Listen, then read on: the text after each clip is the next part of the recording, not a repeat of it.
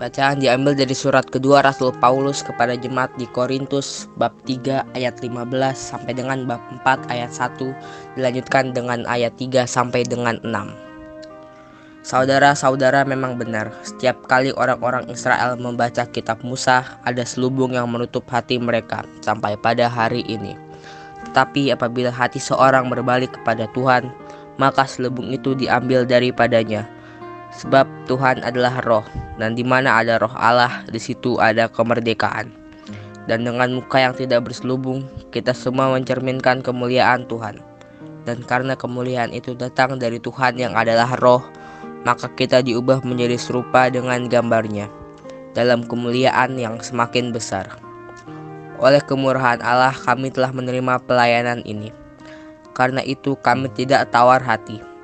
Jika Injil yang kami wartakan masih tertutup, maka hanya tertutup untuk mereka yang akan binasa, yaitu orang yang tidak percaya, yang pikirannya telah dibutakan oleh ilah zaman ini, sehingga mereka tidak melihat cahaya Injil tentang kemuliaan Kristus, yang tidak lain adalah gambaran Allah sendiri.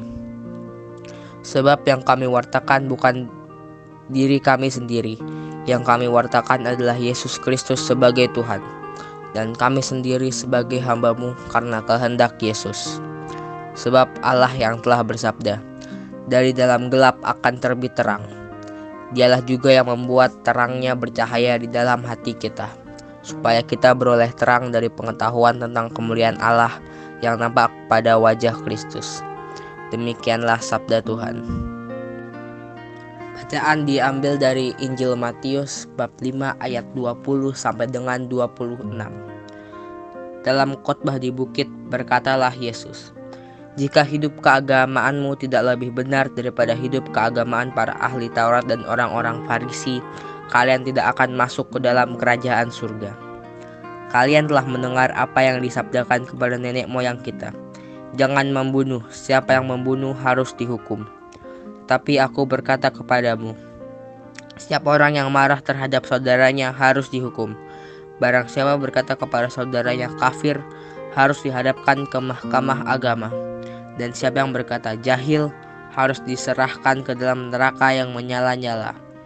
Sebab itu jika engkau mempersembahkan persembahanmu di atas mezbah, dan engkau teringat akan sesuatu yang ada dalam hati saudaramu terhadap engkau, tinggalkanlah persembahanmu di depan mezbah itu, dan pergilah berdamai dahulu dengan saudaramu.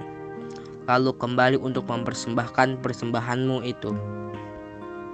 Segeralah berdamai dengan lawanmu selama engkau bersama-sama dengan dia di tengah jalan, supaya lawanmu jangan menyerahkan engkau kepada hakim, dan hakim itu menyerahkan engkau kepada pembantunya, dan engkau dilemparkan ke dalam penjara.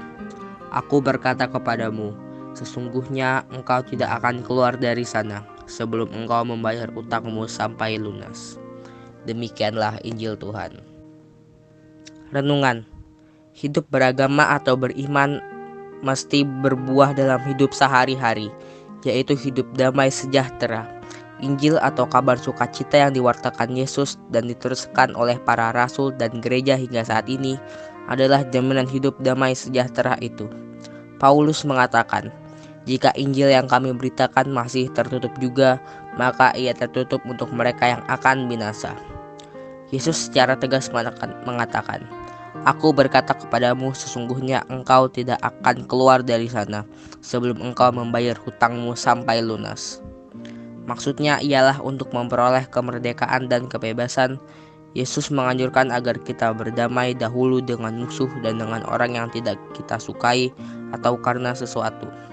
Artinya, hidup kita akan bebas dan layak di hadapan Tuhan jika kita saling memaafkan dan berdamai.